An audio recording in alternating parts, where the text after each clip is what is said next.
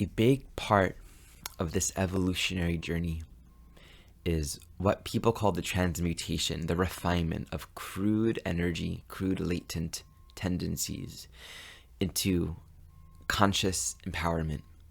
And so these are all the places in our life where we fall into unconsciousness.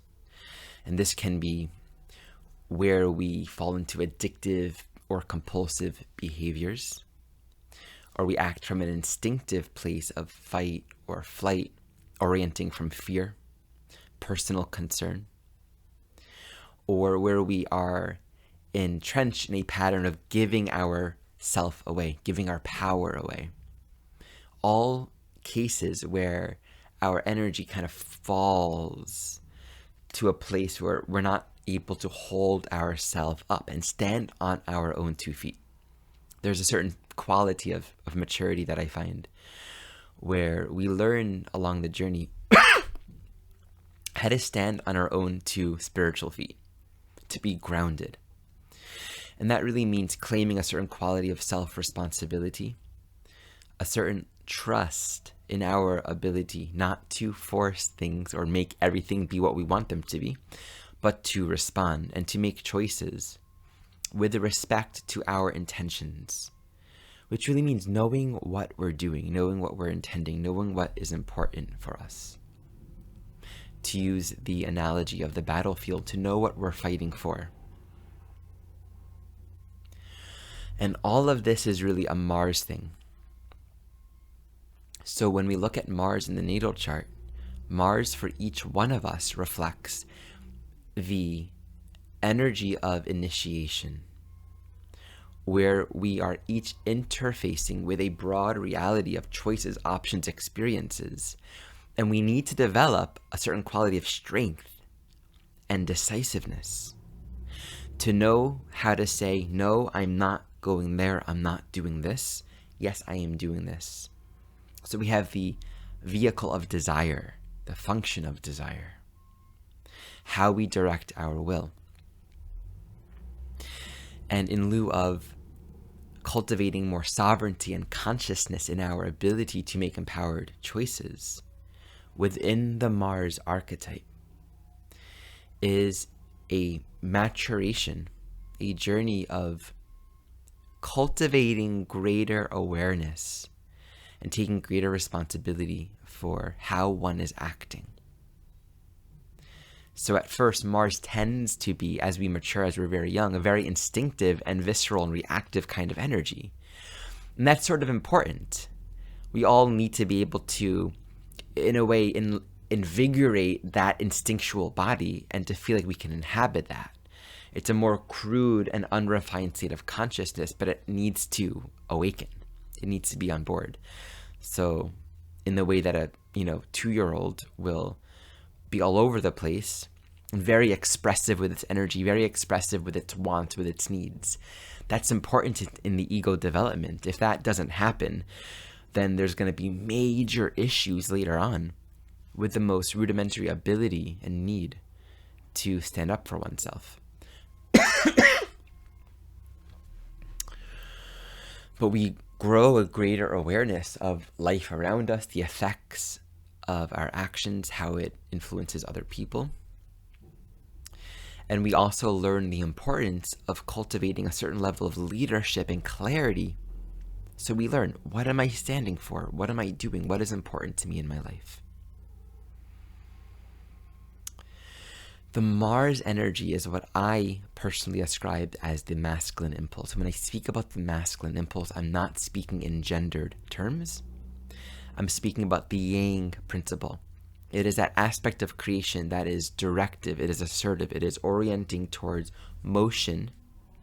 And thus, this masculine impulse within creation is always moving from the known, from the state of balance and harmony, which is what this moment is. Like, this present moment is a womb, it's a container, it's like everything is here. But that Mars function is almost like popping out of this present moment and moving somewhere. And we can be in the present moment while we do that. But it's this driving force within creation that keeps energy moving. So this present moment is going to manifest and express itself in a new way. And we're engaging with what now? What am I doing right now? Where am I going right now? We're not staying put. We're not staying still. But left to its own, the Mars energy, this masculine impulse, can lack perspective. It can just be 100% visceral, 100% in that instinctive body. And so there's no tasting of the womb of creation. There's no abiding in the present moment, because there's always something to do or to react to. So there can be an immense degree of restlessness and internal chaos in the Mars energy, where everything becomes an impetus for reactivity. And we know this when we look at how the masculine energy has manifested in this world. And I'm not just speaking about men. But of course, this speaks so clearly to how males are conditioned in this world and have been for many, many years. And how the feminine has been treated, how the earth has been treated. There's been a prevailing status quo to live in a very selfish way, where the masculine impulses to take, to want, to get, to satisfy have overridden the qualities of respect, reverence, and care to the present moment, to the container, to that which is delicate, that which is sacred and holy in this moment. So our bodies, our relationships, the earth, and women in general. So when we look at Mars, we're looking not just at how we are becoming a leader of our own life, we're also understanding there is encompassed within the Mars archetype a whole lot of history that speaks to our own soul journey and what our relationship has been to this masculine impulse. And it's very common that we have been out of balance with it.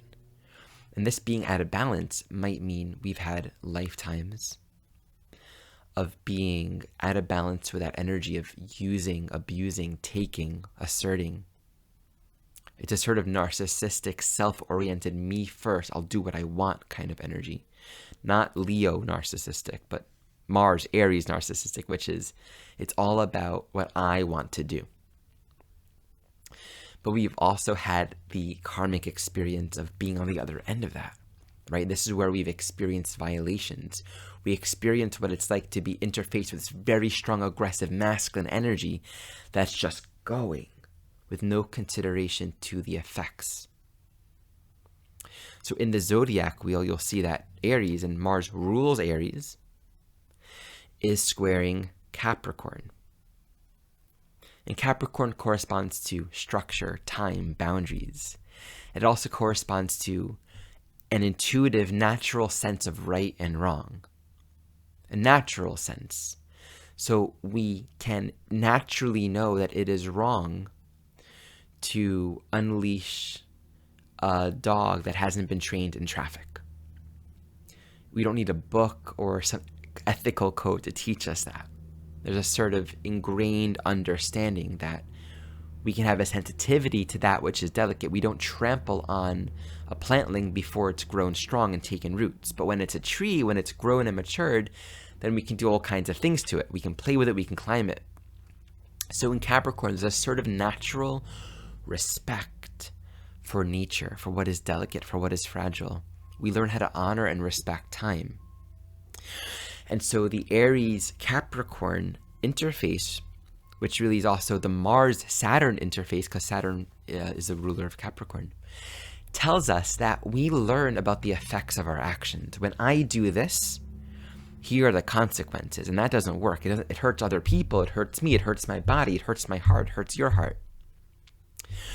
So we learn how to not control our impulses as much as learn how to use them, learn how to shape them, learn how to direct them, learn how to master them. So the Mars energy has the potential for all of us to mature over time with wisdom and self-reflection, and yes, experiences of going too hard, too fast, too quick, experiences of overstepping boundaries, experiences of not advocating for yourself. But we learn, okay, I need to cultivate the ability to be responsive to life. I need to learn how to express myself, and I need to learn how to do it in a way that is constructive and useful and gets me to where I want to go. When we look at the Mars transit in the sky, we're looking at right now, at this moment in time, what's awake, what's alive, where we are learning to take charge in our life, to claim our leadership skills, to say it is time for me to make choices and really get to know my reactions. How am I responding to this, and where do I want to go in life? So in the next video, I'm going to speak about this current square between Mars and Pluto.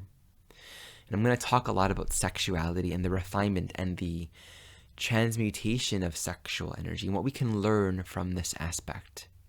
Because there's so much wisdom, there's so much healing, and there's so much to learn and discern when it comes to how we are embodying the masculine sexual impulses, which reflects, it is the same as the impulse to create life, the impulse to step into existence and say, I am here, I am alive, I have a purpose.